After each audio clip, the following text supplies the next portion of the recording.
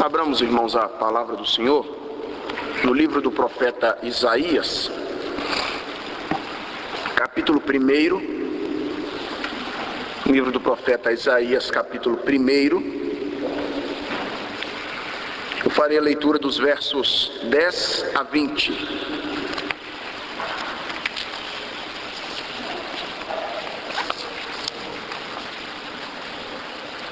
Livro do profeta Isaías, capítulo 1.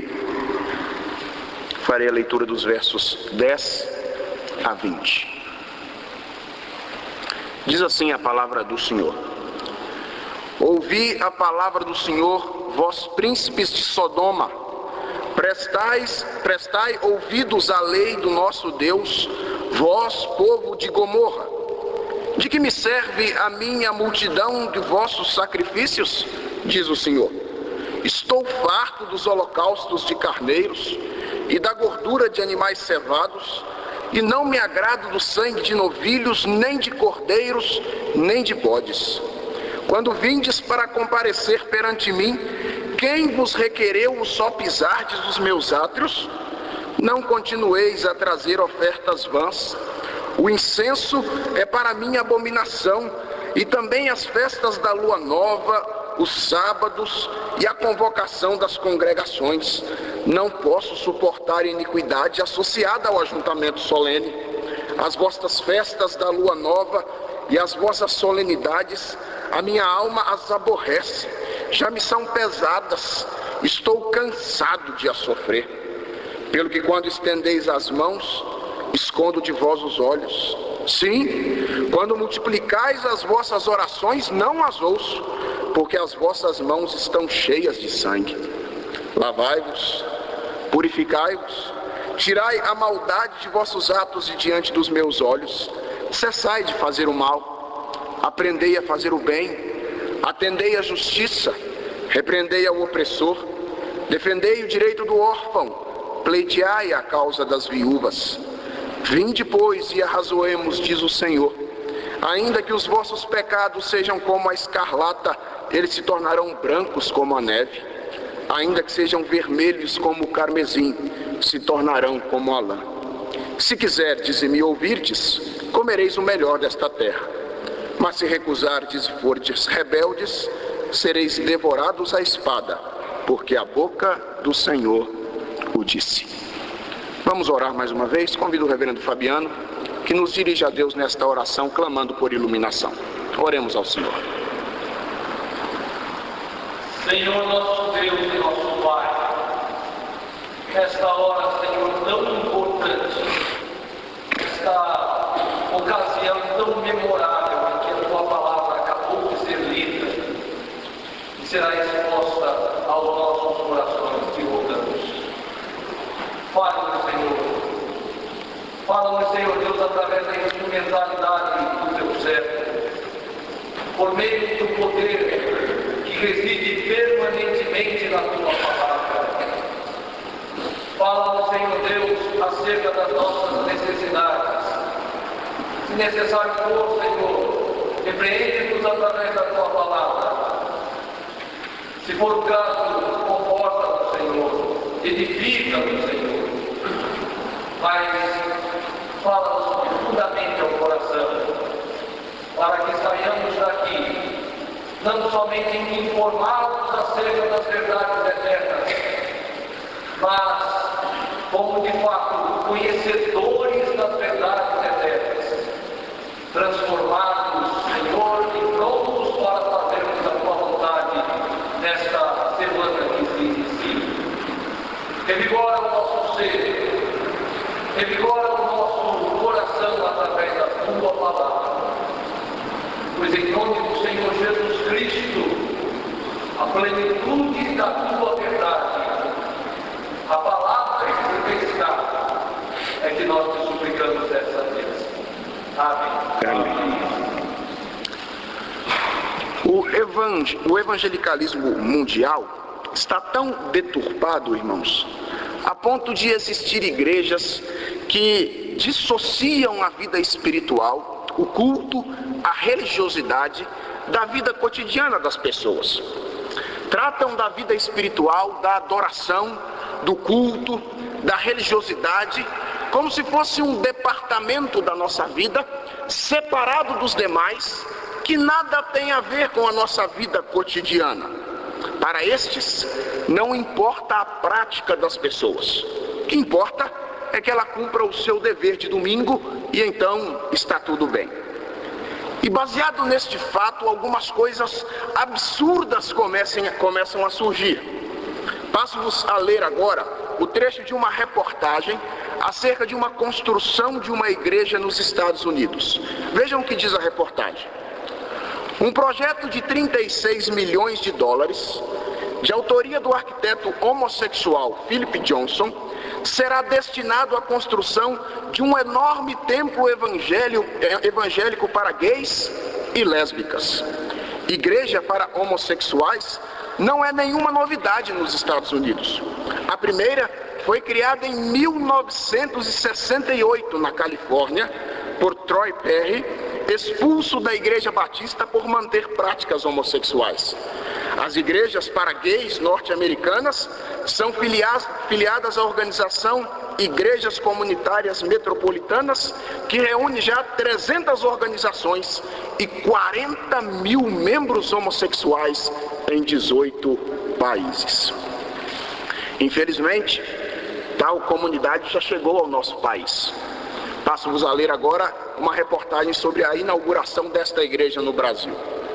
Há uma semana, um sobrado com capacidade para 200 pessoas na Lapa, no centro do Rio de Janeiro, abriga uma igreja nova. A organização religiosa poderia passar despercebida, se não fosse por um detalhe. Trata-se do primeiro templo voltado para a comunidade gay no país. Chamada no Brasil de Igreja da Comunidade Metropolitana, existe há 35 anos nos Estados Unidos.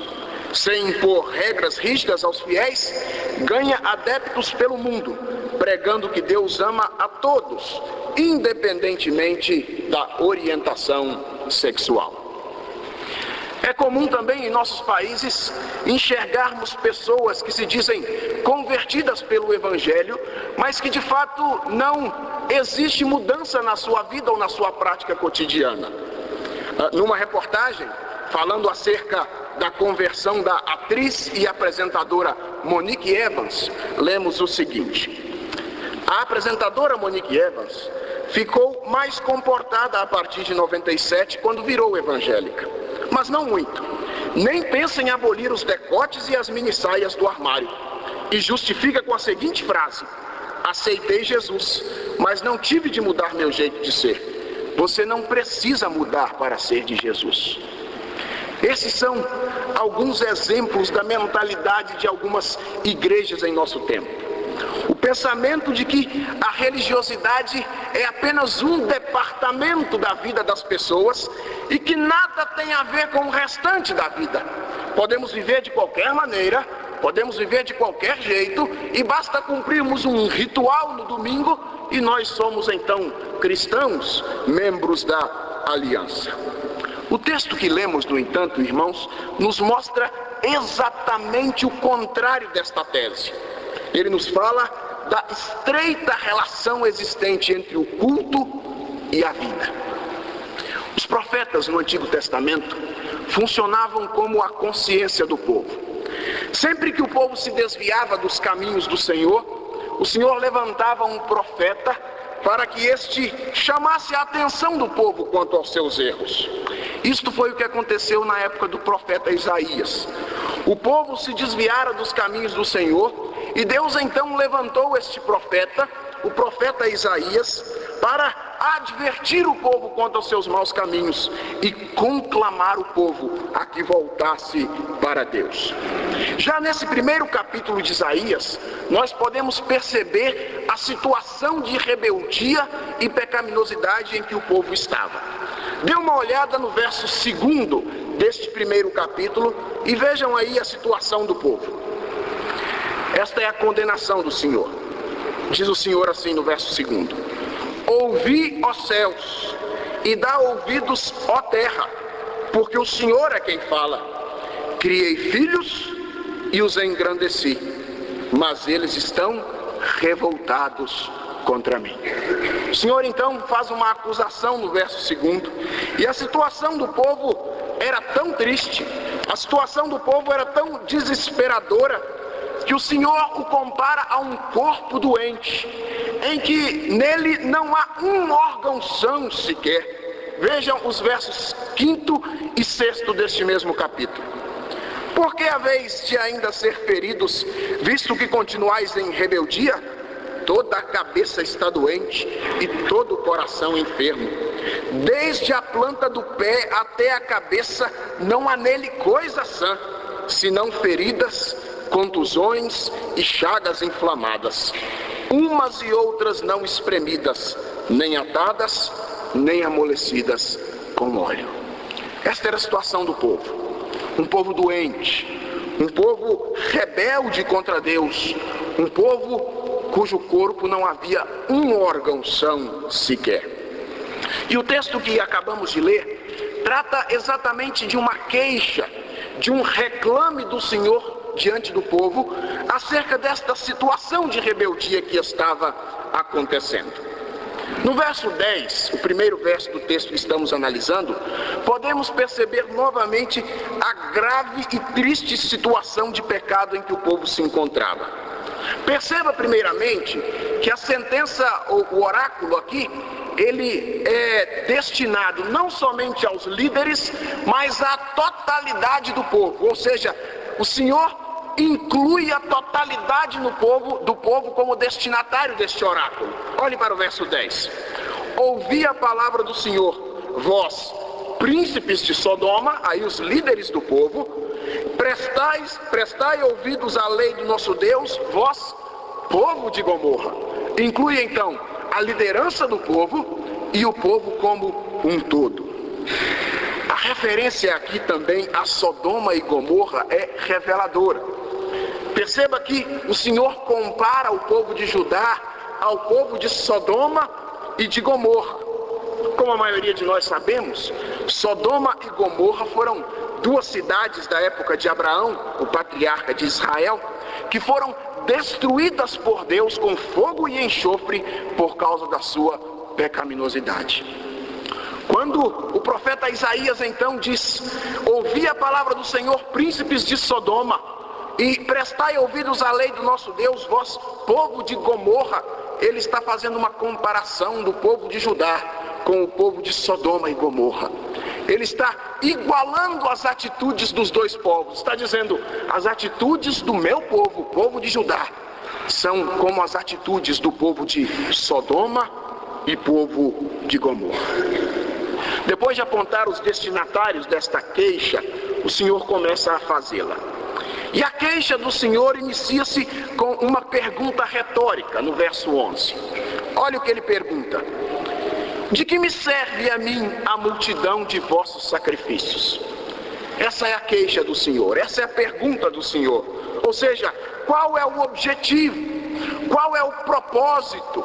De que me serve a quantidade de sacrifícios que vocês prestam a mim? Os sacrifícios foram prescritos no Antigo Testamento para agradar ao Senhor, porque eles eram a demonstração de confiança única e exclusiva em Deus. Os sacrifícios eram a demonstração de que alguém não tinha confiança em si próprio, mas confiava única e exclusivamente na expiação feita pelo Senhor, ou que haveria de ser feita pelo Messias. Então, os sacrifícios deveriam ser agradáveis a Deus. No entanto, os sacrifícios do povo de Judá estavam desagradando ao Senhor. Olha a continuidade do verso 11. Estou farto dos holocaustos de carneiros e da gordura de animais cevados, e não me agrado do sangue de novilhos, nem de cordeiros, nem de bodes. O verbo estar farto aqui, eu estou farto, diz o Senhor, tem o sentido usual de estar satisfeito por ter se alimentado. Popularmente falando, na nossa língua, na nossa cultura, seria estou cheio, eu estou empanturrado. Essa é a ideia. O que o Senhor está dizendo é, eu não aguento mais os vossos sacrifícios. Basta, não desce mais pela garganta os sacrifícios que vocês têm prestado a mim. Aliás, o texto nos diz que o Senhor não tinha prazer sequer em os receber no templo. Veja o que diz o verso 12. Quando vindes para comparecer perante mim, quem vos requereu o sopizardes dos meus átrios? Ou seja, quem é que pediu a vocês para vir cultuar aqui neste templo? É isso que o Senhor está dizendo. Quem é que pediu a vocês para vir prestar culto a mim aqui neste lugar? E o verso 13 continua mostrando a insatisfação de Deus com a adoração do povo. Não continueis a trazer ofertas vãs. O incenso é para mim abominação. Os sacrifícios do povo eram sempre acompanhados da queima de incenso. E a queima do incenso tinha um simbolismo muito interessante. A fumaça que saía da queima do incenso era a representação das orações do povo que estavam sendo levadas a Deus. E segundo o Senhor, a queima de incenso era abominação. A palavra abominação aqui significa literalmente detestar, sentir nojo de. O que ele está dizendo é: eu sinto nojo da queima de incenso de vocês.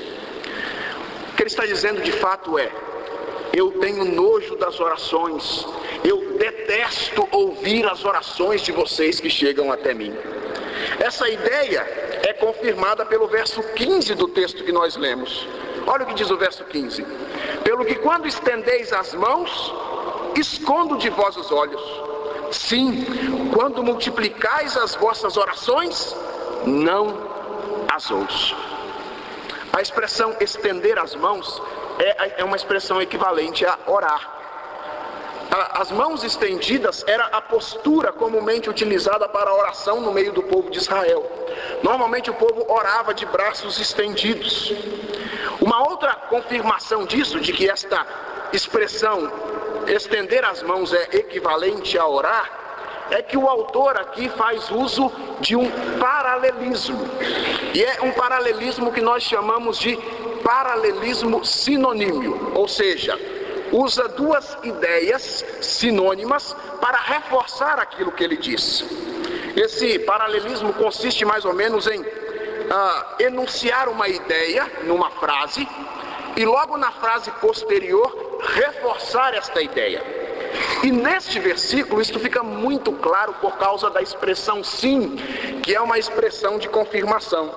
Veja o que diz novamente o verso 15: pelo que quando estendeis as mãos, escondo de vós os olhos. Olha a confirmação agora. Sim, quando multiplicais as vossas orações, que é equivalente a estender as mãos, não as ouço. Então, as orações do povo, que eram também uma demonstração, ou deveriam ser uma demonstração da confiança em Deus, não eram aceitas por Deus. Deus detestava as orações do povo. E todas as outras festas e rituais não estavam sendo aceitos por Deus nesta ocasião. Veja o que diz o restante do verso 13 e o verso 14. E também as festas da lua nova, restante do verso 13. Os sábados e a convocação das congregações. Verso 14. As vossas festas da lua nova e as vossas solenidades, a minha alma as aborrece, já me são pesadas, eu estou cansado de as sofrer. A adoração do povo era para o Senhor um peso. O sábado era o dia do culto a Deus em Israel. Era o dia da semana reservado exclusivamente para o sacrifício e a adoração. A lua nova era a festa do início de mês em Israel. E era também convocada por trombetas, e os sacrifícios aconteciam sempre neste dia. A convocação a que o profeta se refere aqui, provavelmente são as convocações públicas de natureza religiosa, que eram feitas através do toque de trombetas. E o povo era conclamado a prestar sacrifícios. Enfim, todas essas ocasiões aqui, os sábados, a lua nova e a convocação, eram ocasiões de culto, eram ocasiões de assembleia solene. E o Senhor diz: a minha alma as aborrece, já me são pesadas, eu estou cansado de as sofrer. A situação de rebeldia do povo era tal que não havia uma reunião sequer do povo que era aceita por Deus e não causava a ele desgosto e desprazer. E a pergunta que nos vem é: qual é a razão desta queixa do Senhor? Qual é a razão de tão duras palavras e da não aceitação dos sacrifícios do povo por parte do Senhor? Seria a quantidade de sacrifícios? O povo estaria prestando poucos sacrifícios a Deus? Muito pelo contrário, o texto nos diz que o povo prestava muitos sacrifícios. Veja que diz o verso 11: de que me serve a mim a multidão de vossos sacrifícios? Então o povo prestava muitos sacrifícios, e o problema não era a quantidade. Seria então a qualidade dos sacrifícios? Ou seja, seria então algum problema na forma da adoração, na forma dos sacrifícios? Também não. Os sacrifícios que o povo estava prestando eram sacrifícios prescritos pelo Senhor. O próprio Senhor Deus havia prescrito estes sacrifícios: os sábados, a lua nova, as convocações, a morte do cordeiro. Todas estas coisas estavam prescritas na lei, e o Senhor mesmo é quem ordenara estas coisas. Portanto, não era um problema na forma dos sacrifícios. Deixe-me fazer uma ressalva aqui, porém. Eu não estou dizendo com isso que Deus não se preocupa com a forma. Ele se preocupa também. E quando o problema era a forma, Deus levantou um outro profeta. Depois leia o livro de Malaquias. O que estou dizendo é que nesta ocasião específica do livro de Isaías, o problema não era a forma e o problema não era a quantidade. Qual era então o problema? O que é que estava atrapalhando a aceitação de Deus ou dos sacrifícios do povo por parte do Senhor? O problema estava fora do culto. O problema era a vida cotidiana do povo. O problema é que para o Senhor o culto e a vida cotidiana do povo estavam inteiramente relacionadas e não havia distinção entre vida e culto. A aceitação do sábado por parte de Deus dependia da conduta do povo durante os outros dias da semana. E o povo estava ciente disso. O povo cantava os salmos. E o Salmo 15, que era um dos salmos que o povo cantava, diz o seguinte: quem, Senhor, habitará no teu tabernáculo? Ou seja, quem há de entrar no teu tabernáculo para adorar? Quem há de morar no teu santo monte? A resposta é: o que vive com integridade e pratica a justiça, de coração fala a verdade, o que não difama com a sua língua, não faz mal ao próximo, nem lança injúria contra o seu vizinho, o que a seus olhos tem por desprezível ao réprobo, mas honra aos que temem ao Senhor, o que jura com dano próprio e não se retrata, o que não empresta o seu dinheiro com usura, nem aceita suborno contra o inocente. Quem deste modo procede, não será jamais abalado. O problema então é que a conduta do povo não estava agradando ao Senhor. A conduta do povo não estava de acordo com a sua santa e perfeita vontade revelada. E isto fica claro no fim do verso 13. Olha o que diz o verso 13: não continueis a trazer ofertas vãs, o incenso é para mim abominação, e também as festas da lua nova, os sábados e a convocação das congregações. Olha o que diz agora: não posso suportar iniquidade associada ao ajuntamento solene. Ou seja, não posso suportar um culto prestado por pessoas que vivem uma vida de iniquidade. Não posso suportar um culto prestado por pessoas que vivem uma vida de pecado. O problema era a incoerência existente entre a vida do povo e o real sentido do culto. O problema era que o culto prestado a Deus era um culto marcado pela hipocrisia, porque o povo vivia uma vida e depois prestava o culto contra contradizendo a vida que vivia. E quais eram as atitudes do povo que estavam desagradando a Deus nessa ocasião? O verso 15 nos dá uma pista. O Senhor diz o seguinte: pelo que quando estendeis as mãos, escondo de vós os olhos. Sim, quando multiplicai as vossas orações, não as ouço, porque as vossas mãos estão cheias de sangue. Aqui nós temos uma pista. Tudo indica que o problema eram as relações interpessoais do povo. Quando nós olhamos para o livro do profeta Amós, que é um profeta contemporâneo a Isaías, nós percebemos que a vida do povo era marcada pela opressão e pela falta de misericórdia pelo próximo. No livro de Amós nós veremos que os juízes aceitavam suborno para dar a sua sentença e pessoas inocentes eram condenadas. Havia uma grande opressão social, a ponto de Amós dizer que a cabeça do pobre era esmagada contra o pé da terra e os necessitados eram condenados por um preço de um par de sandálias, ou seja, a preço de banana. Os opressores não eram repreendidos, os órfãos e as viúvas estavam sendo discriminados na sociedade de Judá. E desta forma, oprimindo os pobres, não castigando os que oprimem, negligenciando os órfãos e as viúvas, faltando com a verdadeira misericórdia, o povo estava desagradando ao Senhor. A vontade do Senhor era exatamente a atitude contrária que o povo estava tendo. A vontade do Senhor era que tivessem misericórdia e auxiliassem o pobre. Na lei nós lemos o seguinte: quando entre ti houver algum pobre de teus irmãos, em algumas das tuas cidades, na tua terra que o Senhor teu Deus te dá, não endurecerás o teu coração, nem fecharás as mãos a teu irmão pobre, antes lhe abrirás de toda a mão e lhe emprestarás o que lhe falta, quanto baste para a sua necessidade. Era esta a vontade do Senhor. No entanto, os pobres estavam sendo oprimidos pelos mais ricos.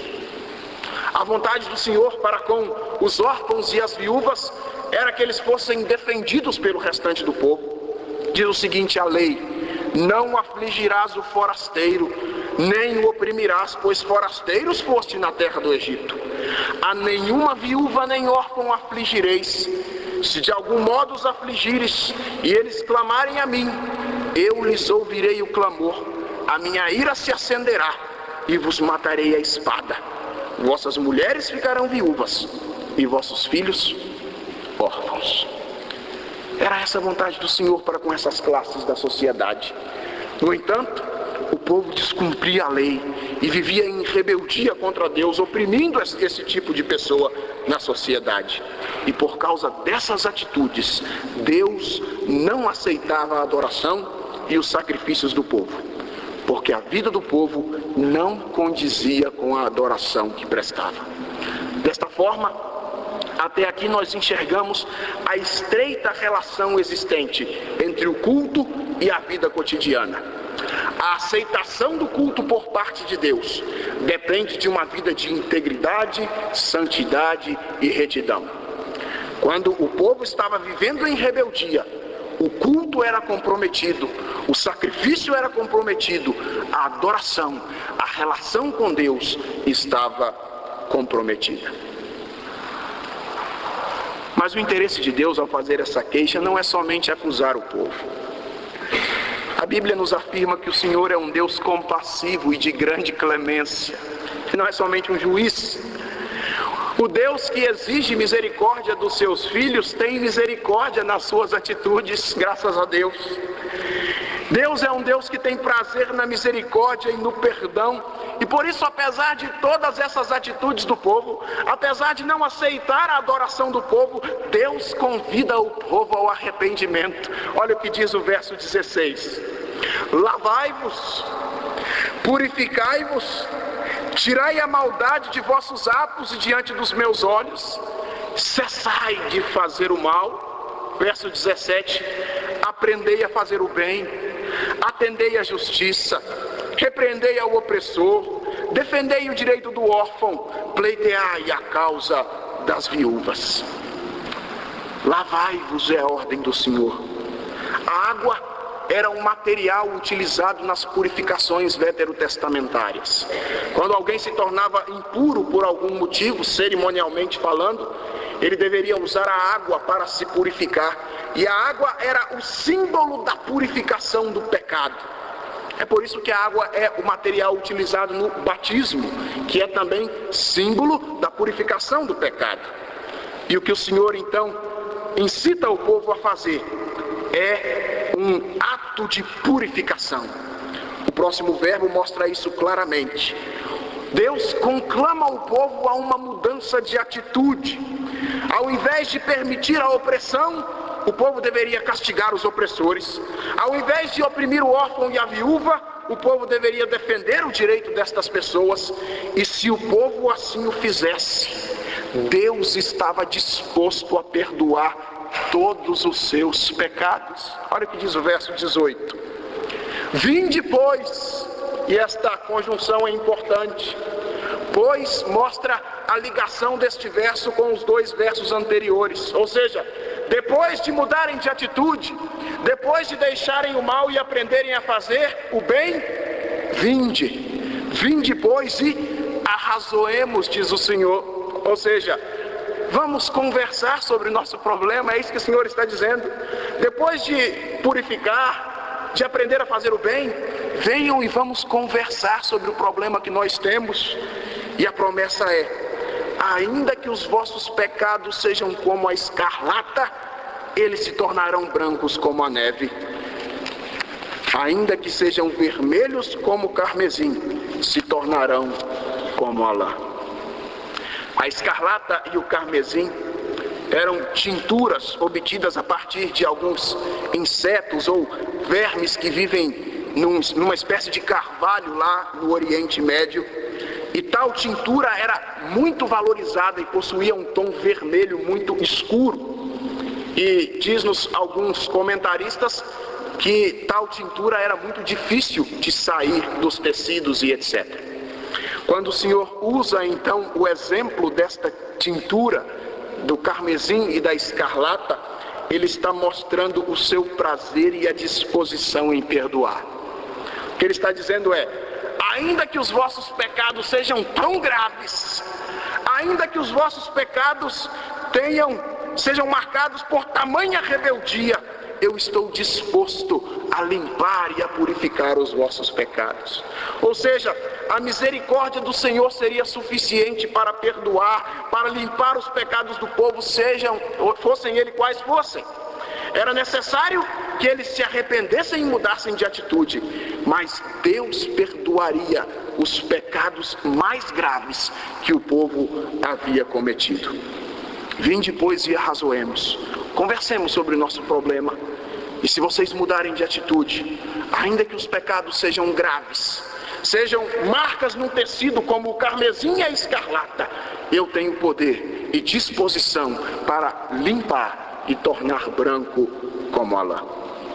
Por fim, nos dois últimos versos, nós temos uma advertência final do Senhor. Ele diz: se quiserdes e me ouvirdes, comereis o melhor desta terra. Mas se recusardes e fordes rebeldes, sereis devorados à espada, porque a boca do Senhor o disse. A aliança do Senhor com o seu povo funcionou sempre assim desde o começo. Os princípios da aliança são bênçãos decorrentes da obediência e maldição decorrentes da desobediência. Se quiserdes e me ouvirdes, ou seja, se arrependerem de seus pecados e derem ouvidos às minhas palavras, vocês serão prósperos e vão comer o melhor desta terra. Mas se recusardes e continuarem sendo rebeldes, vocês serão devorados à espada. E a certeza desta promessa é ressaltada no final. Não é somente palavra de Isaías, porque a boca do Senhor o disse. Aprendemos então nesta manhã que a adoração do povo de Judá não estava sendo aceita pelo Senhor. Antes estava o desagradando. E o problema não estava no culto, na adoração. Aparentemente tudo estava perfeito na adoração. O problema era a vida cotidiana do povo. O culto e a vida estão estreitamente relacionados. E Deus não aceita o culto de um povo que não vive de acordo com a sua palavra. No entanto, apesar da gravidade do pecado do povo, Deus estava disposto a perdoar. O segredo é a obediência. E a desobediência acarretará o castigo do Senhor.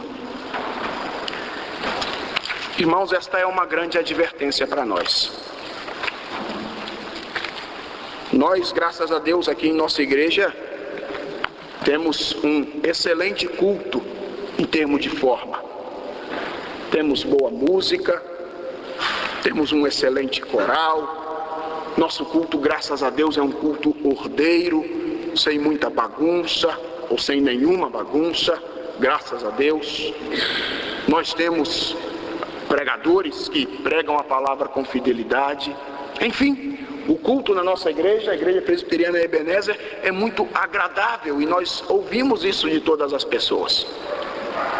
Mas o que nós temos que nos lembrar é que Deus não é um Deus que se preocupa apenas com as aparências e com a forma. Deus sonda o coração. E Deus não aceita o nosso culto por causa da forma em que o prestamos somente. Deus aceita um culto prestado da forma correta e de alguém que vive uma vida correta diante do Senhor. Façamos uma introspecção individual, cada um de nós. Será que nós não temos enganados a nós mesmos, achando que Deus tem aceitado o nosso culto?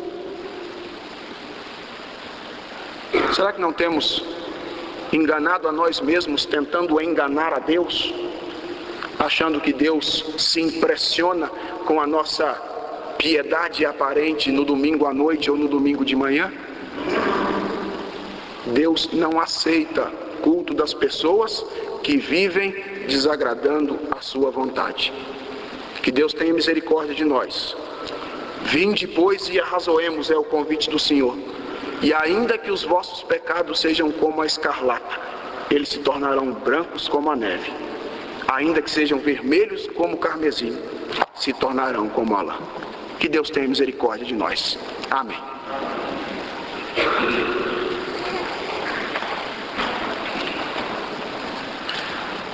Você tem consciência de que nós estamos agora na presença de Deus? Você tem consciência de que de maneira misteriosa, mas real e verdadeira, Deus está aqui? Ele está aqui. Qual seria a nossa resposta a Ele?